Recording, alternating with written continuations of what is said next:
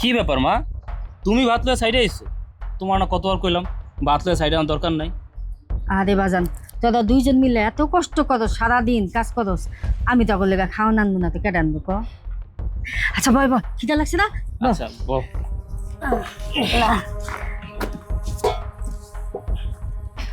দাও মা, পানিটা দাও। ল। আম্মা এই লন, আমার এই মাসের বেতনে 6,000 টাকা। মা এই যে আমার এই মাসের বেতনে 7,000 টাকা। দেখ, তোরা দুইজন বেতন পাইছস, ভালো মন্দ কিছু রান্ধনের দরকার। আচ্ছা তুই আগে কর, তুই কি খাবি? মা, তোমার বৌমা যেহেতু বেতন পাইছে, আমি বেতন পাইছি, একটা কাজ করো, আজকে বিরিয়ানি রান্ধো। হ, অনেকদিন ধরে না গরু গোছ খাই না, গরু গোছ দিয়ে রান্ধব না। হ্যাঁ হ্যাঁ আচ্ছা। আম্মা আমি কই কি, খাওন দাওন তো পরেও খাইতে পারবো, গরমে আমরাও ঠিক মতো ঘুমাইতে পারি না, আপনিও ঘুমাইতে পারেন না, যে পরিমাণ গরম পড়ছে। আমি কই কি, গরুর মাংস না কিনা বিরিয়ানি না রাইন্দা 2টা ফ্যান কিনে নাম বলি। বৌমা, দুইটা ফ্যান যদি কিনি তাহলে তো টাকা মেলা যাইব, শেষ হয়ে আমি কেমনি কি করবো? বাজার করবো কই থেকে, ঘর ভাড়া দিব কই থেকে, আর দোকানের টাকা দিব কই থেকে কও? মা আচ্ছা, কয়টা মাস ধরে ভালো মন্দ খাইতে পারি না, প্রতি মাসে বেতন পাই না, এই কাজ এই কাজ এই কাজ, দুনিয়ার টাকা খরচ হয়ে যেতেছে, কিন্তু ভালো মন্দ খাইতে হয়েছে। মা এবার বিরিয়ানি রান্ধো, বিরিয়ানি খাও। হ্যাঁ যা, আগে খাইয়া লই, তারপরে দেখা যাবো। আর গরিব মানুষের গরম, গরম থাকলে কি শীত থাকলে কি, আমরা তো গরিব মানুষই। রান্ধো। দো আর দো।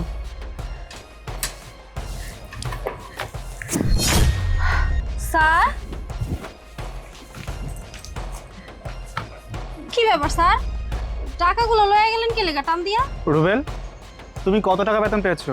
স্যার আমি তো 7,000 টাকা বেতন রয়েছে স্যার। আর তুমি? স্যার আমার যা বেতন তাই পাইছি, 6,000 টাকা। 7,000, 6,000।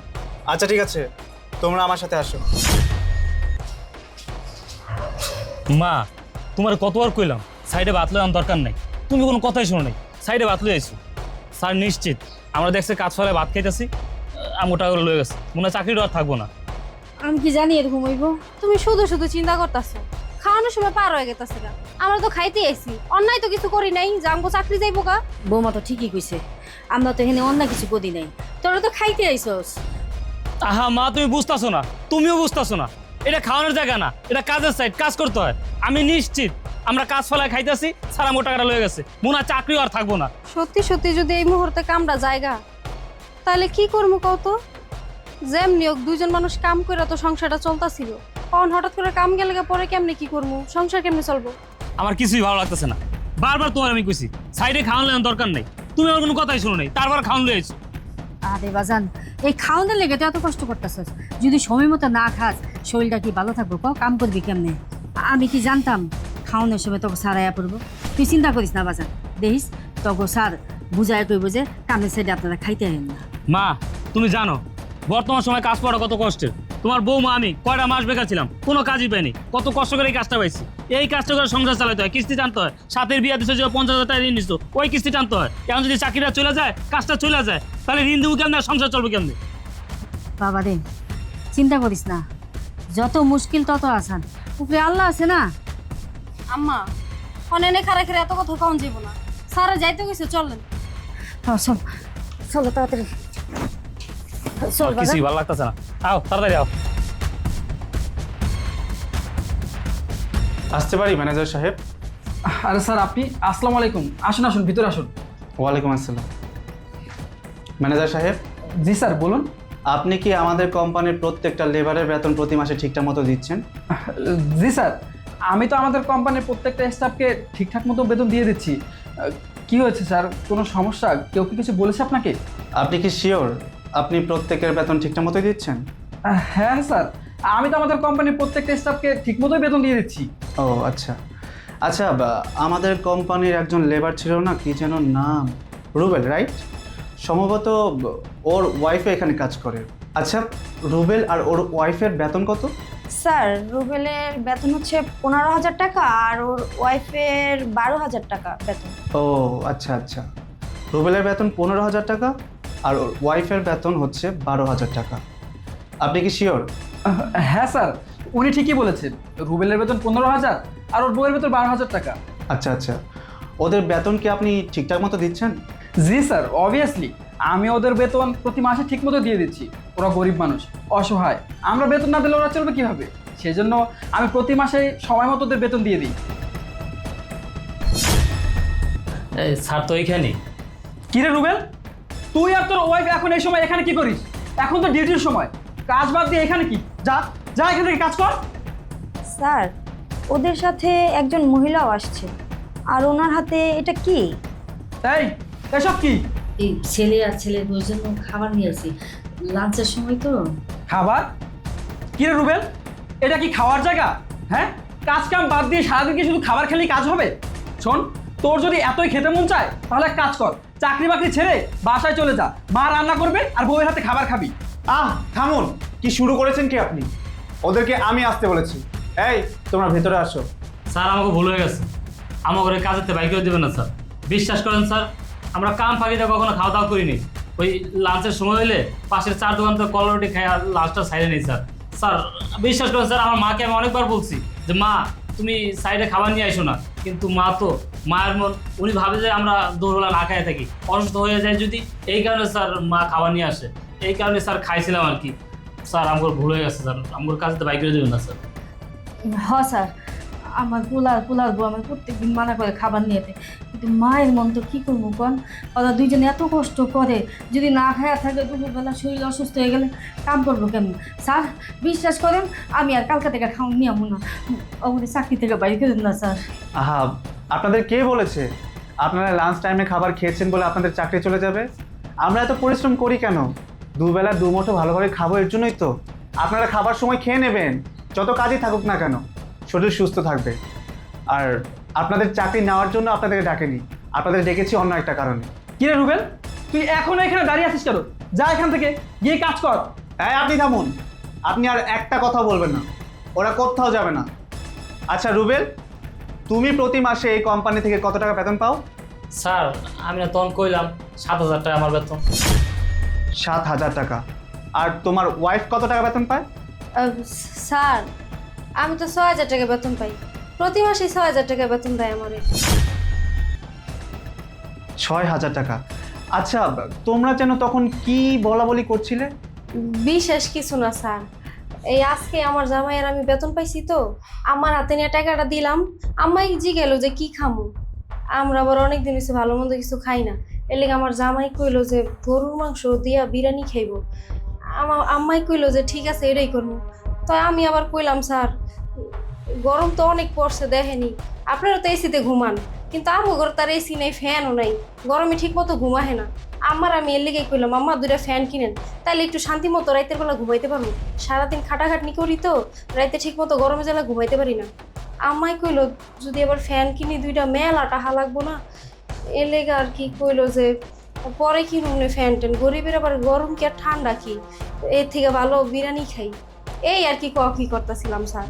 ও আচ্ছা আচ্ছা, মিস্টার জিসান, একটু আগে আপনি বললেন রুবেলের বেতন নাকি 15,000 টাকা আর ওয়াইফ 12,000 টাকা বেতন পায়, কিন্তু রুবেল তো বলছে ও প্রতি মাসে 7,000 টাকা বেতন পায় আর ওর ওয়াইফ 6,000 টাকা বেতন পায়।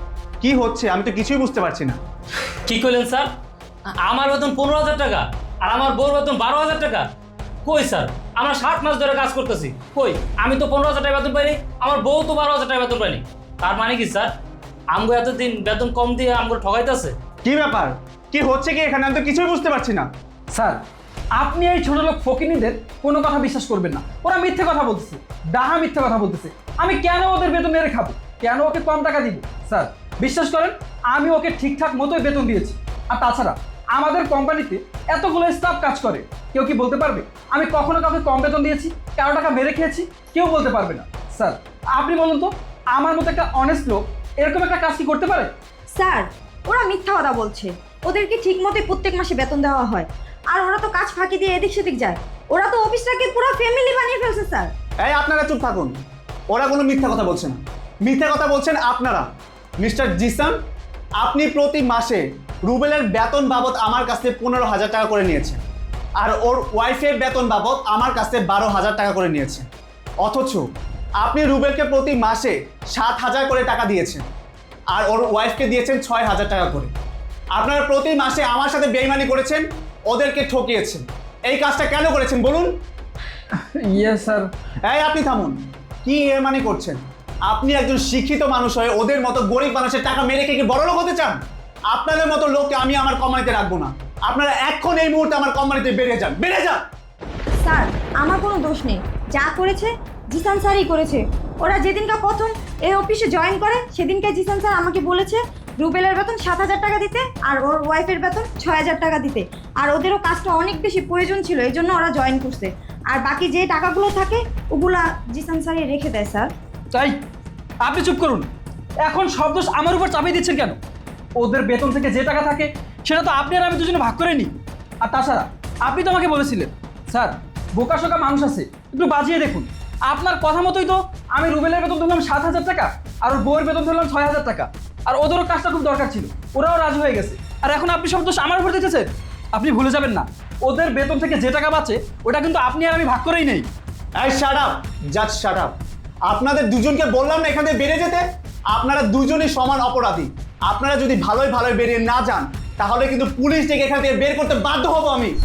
স্যার ভুল হয়ে গেছে, আর একটা আবার সুযোগ দেন স্যার। হ্যাঁ স্যার, ভুল হয়ে গেছে। আপনি প্লিজ আমাকে মাফ করে দিন, আমাকে আর একবার সুযোগ দিন। সুযোগ? আপনাদের যদি আমি সুযোগ দেই তাহলে সেম কাজটা আপনারা বারবার করবেন। আপনাদেরকে কোনো সুযোগ দেওয়া হবে না। আপনাদের বললাম না এখান থেকে বেরিয়ে যেতে, বেরিয়ে যান বলছি।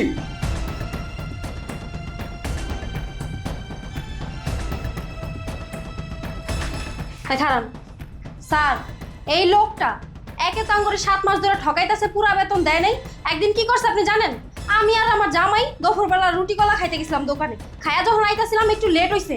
এই লেট হইলো কে লেগে আমার জামাই যদি ঠাস করে একটা থাপ্পড় মেরে বহে। স্যার আপনি যদি আমার অনুমতি দেন এই লোকটার আমি কষা একটা থাপ্পড় দিতে চাই। হ্যাঁ অবশ্যই, থাপ্পড় মারুন। আম্মা বউ তোটা ধরেন তো, যাইবার। আচ্ছা ঠিক আছে, তোমরা শোনো, এখন থেকে প্রতি মাসে আমার কাছ থেকে বেতন নেবে। আর 7 মাস ধরে যে বেতনের টাকা তোমাদেরকে ঠকানো হয়েছে সেই টাকাটা আমার কাছ থেকে নিয়ে যাবে। আর শোনো রুবেল, তোমার বেতন এখন থেকে 15,000 টাকা আর তোমার ওয়াইফের বেতন 12,000 টাকা। আর তোমার মা মুরব্বী মানুষ, এখন থেকে ওনার এখানে আসার দরকার নেই। তোমরা লাঞ্চের টাইমে বাসায় গিয়ে খাবার খেয়ে আসবে, কেমন? আর তোমরা যেন কি আলাপ করছিলে, তোমাদের বাসায় কোনো ফ্যান নেই তাই তো রুবেল? ডিউটি শেষে তুমি আমার সাথে এসে দেখা করে যাবে, কেমন? ঠিক আছে স্যার। আচ্ছা ঠিক আছে, তোমরা এখন যাও। চলো। ওয়ালাইকুম আসসালাম।